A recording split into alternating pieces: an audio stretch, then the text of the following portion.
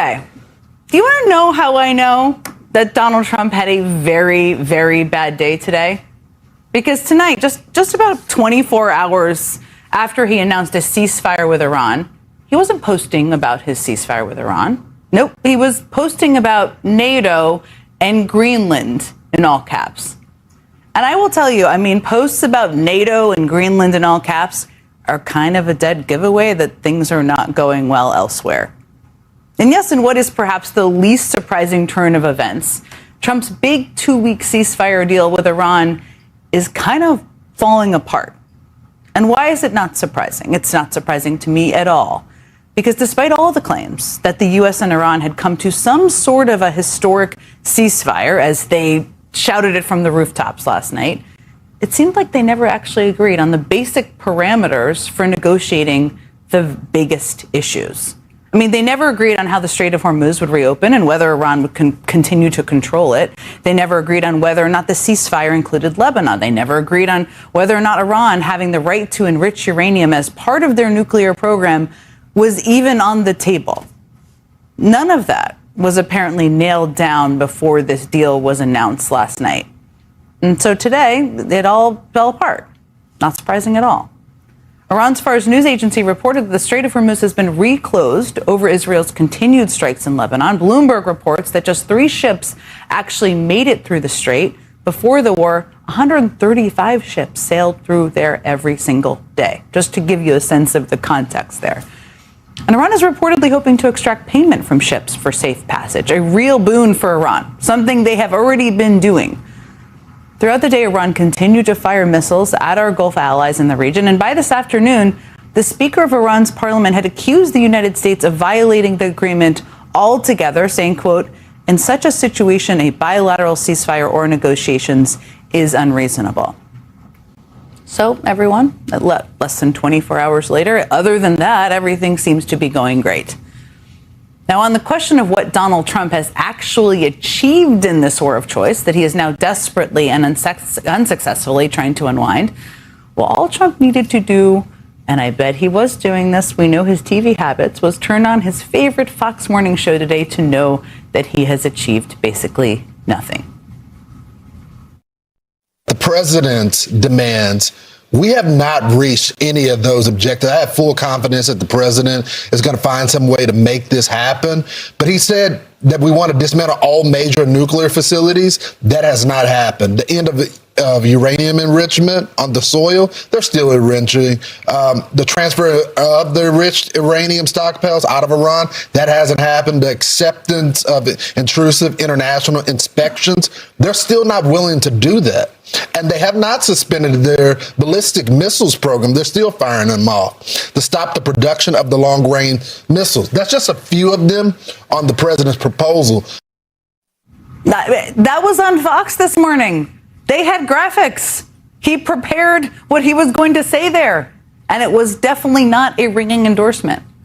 So your Trump hasn't achieved much of anything, in his deal to end this disastrous war appears to also be in tatters already.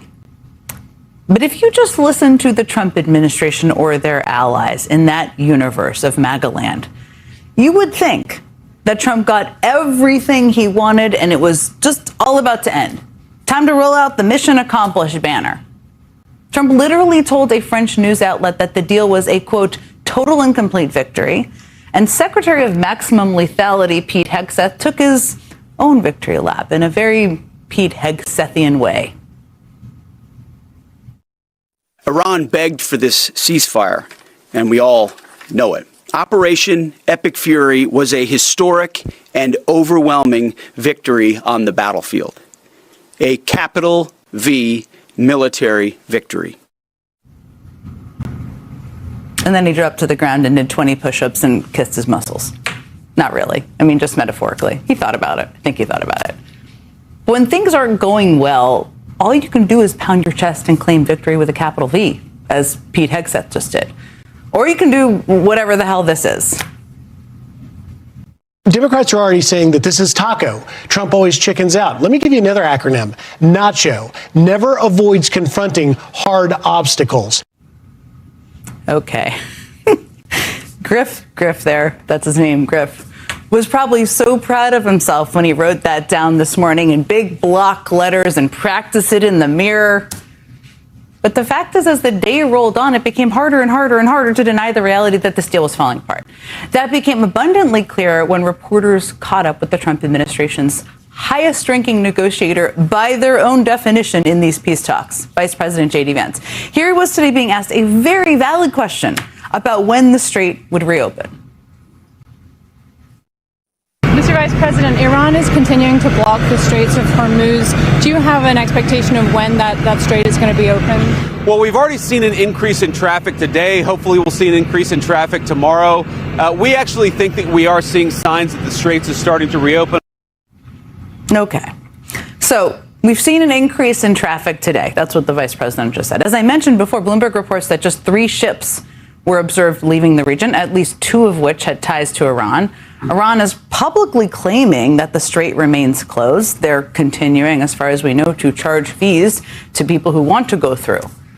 But J.D. Vance says nothing to worry about. All signs are positive. Then he was asked another perfectly valid question from a reporter about Iran's claim that the U.S. has already violated the agreement. Tweeted out that 3 of the 10 points in the ceasefire framework have already been violated. They're distrustful of the U.S.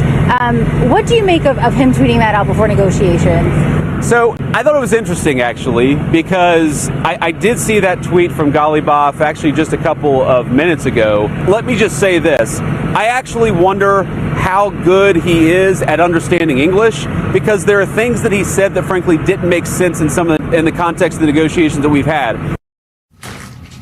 Okay, so just to unpack that one. The Speaker of Iran's parliament said that the U.S. violated the deal, and J.D. Vance's answer was, well, he just needs to brush up on his English. Maybe it was a translation issue. Again, J.D. Vance is the official who is supposed to sit across from the Iranians in these negotiations in just a few days. Now, if you thought that was a reach, just listen to how J.D. Vance tried to explain away the differences between Iran and the U.S. on the question of nuclear enrichment. The second thing Ghalibaf said, which again I found fascinating, is he said, we refuse to give up the right to enrichment. And I thought to myself, you know what? My wife has the right to skydive. But she doesn't jump out of an airplane because she and I have an agreement that she's not going to do that because I don't want my wife jumping out of an airplane. I have so many questions. Like, what on earth are you talking about? Also, are you saying that you trust the Iranians won't enrich uranium even if they have access, just like you trust your wife won't jump out of a plane? I still don't think it clears anything up. I don't know where that came from. Now, all of this is even more concerning when you consider that J.D. Vance is supposed to be the one voice in the room who actually opposes the war. But as the New York Times reported last night, Vance is apparently too timid to actually do anything about it, aside from, of course, pitch stories about how he privately opposed the war, which he seems to be doing a lot of. When Trump was weighing whether or not to launch this disastrous war, Vance reportedly told the president, you know, I think this is a bad idea, but if you want to do it, I'll support you. Way to be bold. Use your voice there, J.D. That's the extent, as far as we know, of the pushback Trump has gotten from some of his closest advisors as he continues to make one bad decision after another in this conflict. And it's a stark contrast to the kind of pushback Trump reportedly got during his first administration when contemplating military action in Iran. In his book, Peril, legendary journalist, sitting right across from me right now, Bob Woodward, recounted some of the debates Trump had with his first-term advisors on the subject of striking Iran. And he wrote, quote, Secretary of State Mike Pompeo and Joint Chiefs Chairman Mark Milley went back and forth like a tag team, underscoring the reasons not to take any military action. Vice President Pence and Acting Defense Secretary Miller seemed to agree that no military action should be taken. Okay, thanks, Trump said. As Milley once said to an advisor, the whole Iran thing comes and goes and comes and goes and comes and goes. CIA Director Gina Haspel was worried about the lack of a clear decision and called Milley. This is a highly dangerous situation. We're going to lash out for his ego. And later that night, Pompeo called Milley, thanked him for arguing against the strike and emphasizing the downsides. We're all good, Milley said, emphasizing the importance of calm and piling on the metaphors. Just steady, breathe through our noses. Steady as a rock. We're going to land this plane safely. We've got a plane with 4 engines and 3 of them are out. We've got no landing gear, but we're going to land this plane and we're going to land it safely. But this time around, no one is planning to land the plane safely. Everyone in Trump 2.0, or most people, at least that we know about, just seem along for the ride. And now the same people who let Trump get us into this war are bungling their best opportunity to get us out of it. Joining me now is legendary journalist Bob Woodward. He is an associate editor of The Washington Post and author of the forthcoming book, Secrets, a Reporter's Memoir, which is out in September, and I can't wait to read it. It's going to be all over my Christmas list. Thank you for being here. I want to start by asking, you said that the decision to go to war is a measure of national leadership. It says something about the person making that decision. Says about Trump? Well, it's the most important defining decision to say, oh, this is a country we want to mobilize our military against and kill people and, all kinds of damage. War is ugly. I was in the Navy during the Vietnam War on a ship not in Vietnam, but I got a sense of what that war was, is a tragedy. And now, look at the situation we're in, where the President of the United States, Donald Trump, has started a war. It's not somebody else. Normally, in the national security world in the United States, somebody else starts it, or we get attacked. But here he has started a war. It's one of the most, I've done this for 55 years. It's one of the most reckless, dangerous, gyrating, disturbing decisions by a commander-in-chief I've ever heard of. You've written, for anyone who's read your books, I've read your books, many people watching have read your books, you've written about the fact that Trump has thought about Iran for a long time. He's wanted to strike Iran, wanted to do something. He was walked off the ledge of it by Mark Milley and others. Why do you think he moved forward this time?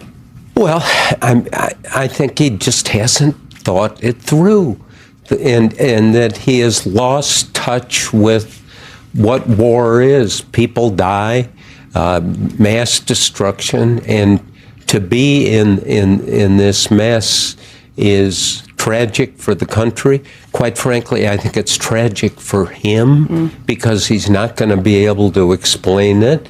And it looks like Iran is not just folding like a cheap suit, but is fighting back. And so we are in this situation. I got to know Trump in 2020 when I did hours of interviews with him. And he's somebody who wants to justify all of his actions, but he doesn't understand consequence. He doesn't, you do this, you say this, it's going to have a consequence. He's removed and oblivious, and it's a very sad occasion for him, for the Republican Party, which has been shockingly spineless in a situation like this. And I don't know how you dig out of that hole. Let's hope he can do it. Do you think he has any idea where this is headed, or has thought through in any way? I don't think he has, but what do you think? Well, night before last, he was saying it's going to be the end of a civilization in Iran. And then he turned around, as he does on a dime, and said, well, we're going to hold off everything for 2 weeks. He does not know where he's going. And once Jared Kushner, his son-in-law, very close to the president, said, and I have impeccable firsthand sources on this, the way to understand Trump, you have to look at Alice in Wonderland, the Cheshire Cat. And the Cheshire Cat says, if you don't know where you're going, any path will get you there. That's a chilling comparison for anyone who's seen Alice in Wonderland. Yes, but from somebody very close to the president, trying to understand him and his actions. it's a way of saying, and let's face it, he does not know where he's going. He does not understand what the fundamentals of national security should be. One of the factors that we've long suspected, but we learn more about from the reporting from Jonathan Swan and Maggie Haberman, is the role, of course, of Prime Minister Netanyahu. I mean, their reporting says that he was in the Situation Room. He convinced Trump to move forward. I've only worked for 2 presidents. You've covered many more. But Prime Minister Netanyahu has been trying to convince presidents to do this for some time. Why do you think that he was able to do it this time? Well, I know from my own reporting, and I'm sorry I jotted this down because I want to be literal about what he said. Netanyahu cannot be trusted. There was a scene where he was here in 2023, and he wanted to attack Hezbollah. Now, Hezbollah is the terrorist group in the Middle East. Very present in Lebanon. Yeah, and has 150,000 rockets. One of the most armed, much more armed than most countries in the Middle East. And Netanyahu is saying, hey, look, we have intelligence that they are going to attack us, Israel. We want to go first. And he said, we have intelligence that paragliders are coming in. They are killing people. So our CIA, better tuned in, jumped on this and said, what's this?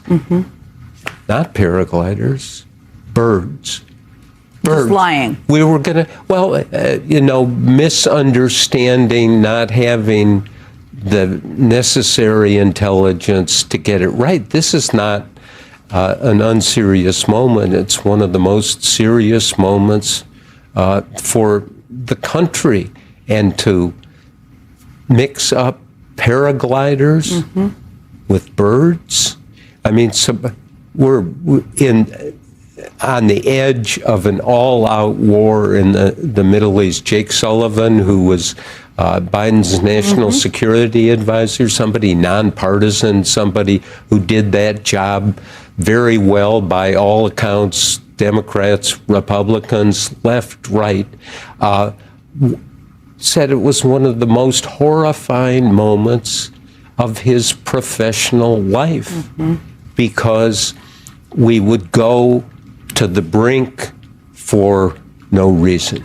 Yeah, and here we are.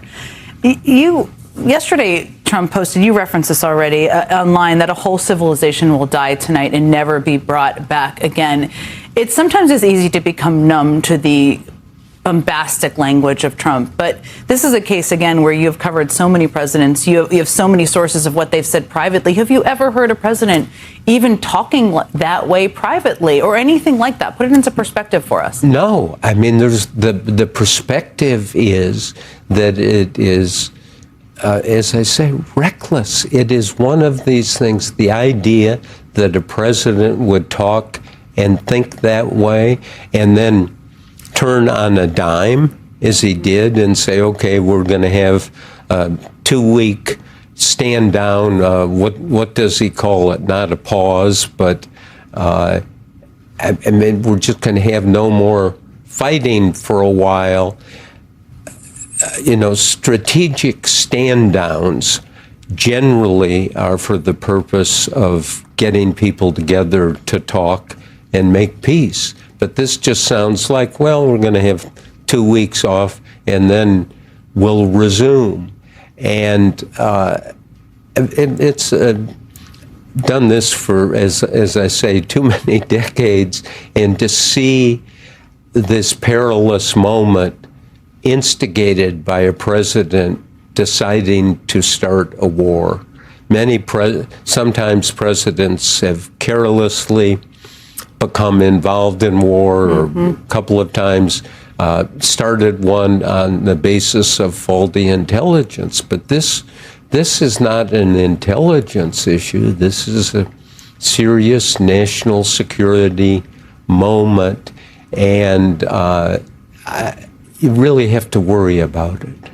I have so many more questions for you. We have to take a break. You know how this goes. I want to ask you about Defense Secretary Pete Hegseth. We've talked about him before. You and I have talked about him, and really some of his rhetoric he's been using about this war. I just want to play something he said at his press conference today. I'll give you a moment to think about it during the break, but we'll play that. Thanks. Our troops, our American warriors, deserve the credit for this day. But God deserves all the glory. Tens of thousands of sorties, refuelings, and strikes carried out under the protection of divine providence. A massive effort with miraculous protection. We're going to take a break. We'll be back with much more Bob Woodward in a moment. The one and only Bob Woodward. So before the break, I played a clip of Pete Hegseth from today, and this is just one example of him citing God. He talked about the resurrection over the weekend. He continuously is leaning into God's support, essentially, for what he's doing. What do you make of all of that? No, but what he's saying is God is on our side, and you know, the best national security practitioners realize that God does not take a side, and that it's all on you as a human being. You're going to have to make the decisions and figure out what to do. You know, that's sad. That's because even people who have strong faith, who may believe in what Trump is doing, or say, hear that, and alarm bells go off of, wait a minute, why? How does he know that? He can't know that. Why is he making a case like that? Yeah, it is. It should be. I mean, alarm bells should be going off. I wanted to ask you about the role of media in this moment, because obviously Secretary Hegseth has cracked down more than any person ever in that job on media having access to the Pentagon, which is so interesting because some of the best briefers in the country, in the government, are in the Pentagon. He's also been so bombastic in his press conferences, but they've also lied a number of times about what's happening in the war, the justification for the war, what's actually going on. At the same time, the other sources journalists have are Iranians, Russians, others. If you were giving advice to younger journalists today about how to cover all of this, how do they navigate this media environment and this administration? Go knock on doors at night. Even at my age, I've done some of that recently, and there was a general that would not talk to me. Emails, phone messages, intermediaries. So I found out where he lived, which is not hard. Knocked on his door and opened the door and looked at me, and I can't quote him literally because it's, he said, are you still doing this S? And but here's what happened. Wouldn't talk to me on the phone, no emails, no appointments, show up at his doorstep, and I don't think he changed his mind. I think it was a matter of, if this was so important, or that I felt I had to show up like this without an appointment at night. You know, you never know whether the general's going to have a gun or a security guard, so it's not risk-free. But people, you know, this is what the news media in this country survives on, is that people want to talk. I think almost all people want to tell the truth. That's a perfect place to end. Bob Woodward, thank you for being here. Really appreciate it. Okay, my next guest says Donald Trump just allowed Iran to achieve strategic wins beyond their wildest dreams. That's how he described it. And that's especially striking because of who said it. Congressman Jim Himes is the top Democrat on the House Intelligence Committee, and he joins me next. Leavitt held a 28-minute press briefing today where she managed to say very little. And she seemed almost surprised that reporters had some questions about the supposed ceasefire deal between the United States and Iran. So I figured, why not? I would take a crack at a few of the questions asked. So we're going to start with Mara Eliason from NPR. The White House posted the statement from the Iranian government that passage in the strait will be coordinated with Iran's armed forces. As of today, who controls the Strait of Hormuz? Good question, Mara. When the Iranian government says that passage in the strait will be coordinated, as they did last night with Iran's armed forces, what they mean is they will accept toll fees or bribes in order to allow ships to pass. And that's what they have been doing to date. And that pretty much means they are controlling the strait, whether Trump or Caroline Leavitt or anyone acknowledges it or not. And remember, before Trump started the war, Iran did not control the strait, let alone demand potentially illegal tolls from ships for passage. So basically, Iran is now making money off of Trump's war and very much controlling the strait. Hope that clears it up for you. Andrew Feinberg from The Independent. Yesterday, the president threatened to destroy Iran's civilization, the entire civilization.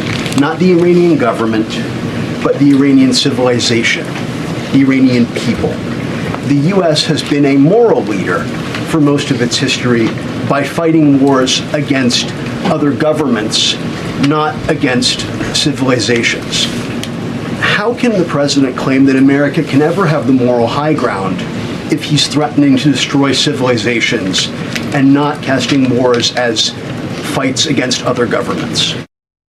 Well, Andrew, obviously he can't claim the moral high ground. I mean, this administration had already massively weakened the moral high ground of the United States, let's be real, even before Trump started the war. I mean, Trump spent last year striking Venezuela, putting arbitrary tariffs on countries, threatening to leave NATO, buddying up with dictators, attacking the free press at home, and terrorizing American cities with ICE. So there's more, but I'll leave it at that. So there wasn't really a lot of moral high ground left to give up.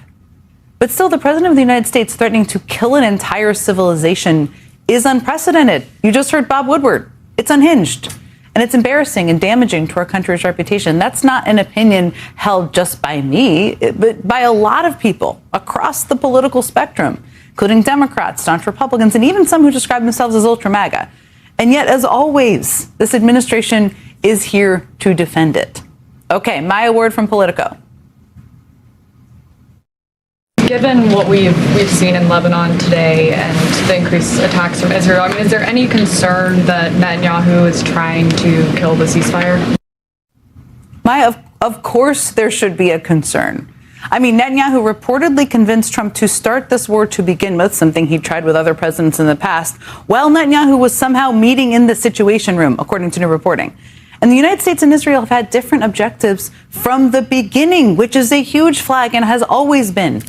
And even when you get down to the details of how the flimsy deal came together yesterday, the Pakistani prime minister, who has been acting as a mediator of the negotiations, specifically mentioned the ceasefire would also take effect in Lebanon. And then within hours of the ceasefire, Israel launched the largest waves of attacks on Lebanon in weeks and claimed Lebanon wasn't a part of the ceasefire. Then J.D. Vance claimed today it was all somehow a misunderstanding. All sounds pretty sketchy to me, Maya.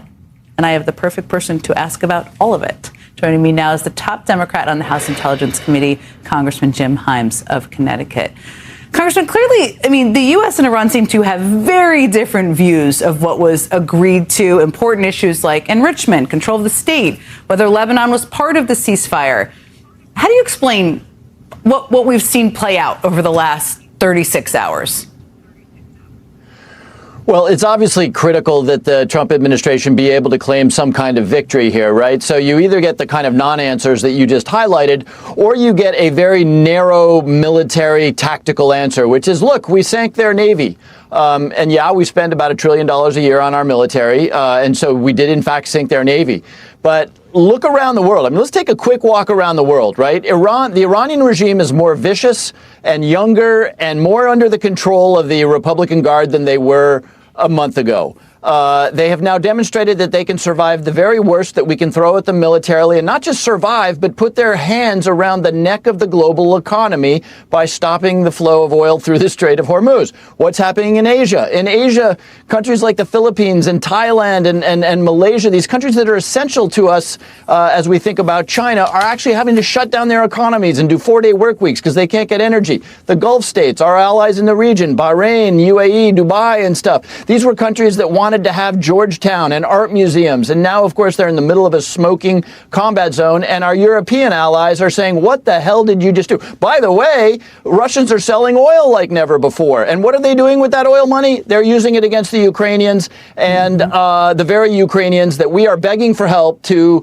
help us with the Iranian drones. I mean, as a strategic matter, this is a complete catastrophe. You covered the gamut there, and I think it's so important for people to understand the impact globally. You posted that, and I thought this was so direct and so interesting. Iran has not only survived, but achieved strategic wins beyond their wildest dreams. Talk to us specifically about Iran's wins here. Obviously, control of the strait and charging shipping companies, tolls or bribes, whatever you want to call them, is a part of it. Lay the rest of it out for us. What do you mean by that? Yeah, well, I mean, look, obviously they've suffered militarily very badly. Their navy's at the bottom of the ocean. They don't have a lot of missile launchers anymore, although they have enough to raise a lot of hell. They have a lot of drones. But the point is that, they took the very worst that we could give them militarily. But what if you're the regime, you said all I had to do here was survive. And now I promise you that there are going to be phone calls from the White House to Jerusalem to tell the Israeli prime minister to dial it back. So imagine if you're an Israeli. An Israeli is saying, now, wait a minute. They still have the uranium.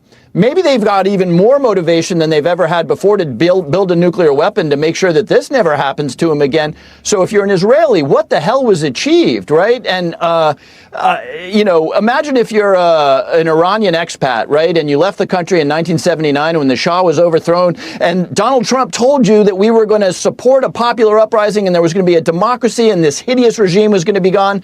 And now the president of the United States is talking about a joint venture, a business deal with the Iranians to take money for boats to go through the Strait of Hormuz. Again, tell me who, other than Donald Trump, thinks that this was in any strategic way a good idea. Yeah. I don't even know. Maybe he does somewhere in his mind. But yeah, it's a crazy thing to say, the joint venture. I will just echo. I want to ask, now we're at this point where there are supposed to be negotiations. Who knows what's going to happen in Pakistan? J.D. Vance, the vice president, is supposed to be leading those negotiations. He answered a number of questions today. I just want to play part of what he said about the discrepancy of whether or not Lebanon was part of the ceasefire agreement. Let me just play that because I want to get your thoughts on it. I think this comes from a legitimate misunderstanding. I think the Iranians thought that the ceasefire included Lebanon, and it just didn't. We never made that promise. We never indicated that was going to be the case. What we said is that the ceasefire would be focused on Iran, and the ceasefire would be focused on America's allies, both Israel and the Gulf Arab states. Look, we don't know. It was in the statement from Pakistan. They were the negotiators here. J.D. Vance is going to be, though, the lead negotiator. You have sat at these tables. You've spent a lot of time with people overseas. You're the ranking member on the House Intelligence Committee. What do you make of how he has been answering questions about this war? Yeah, look, it's pretty clear what happened here, right? After threatening civilizational erasure with people like me worrying about, oh my God, is he going to use a nuke? What exactly does that mean? Is that really who the United States wants to be? He climbed down, right? He saw oil prices beginning to rise. By the way, beginning to rise, they've almost doubled in the last 40 days, right? He saw that, the world was going to say this is a catastrophe. So he was just looking for a way to climb down. And so he had this Pakistani deal that nobody really understood. By the way, the quote-unquote basis, the 10-point plan that the Iranians offered up, have you taken a look at that? That thing says the United States is going to pay us reparations. They're going to pay us reparations, and we're going to continue to control the Strait of Hormuz. So look,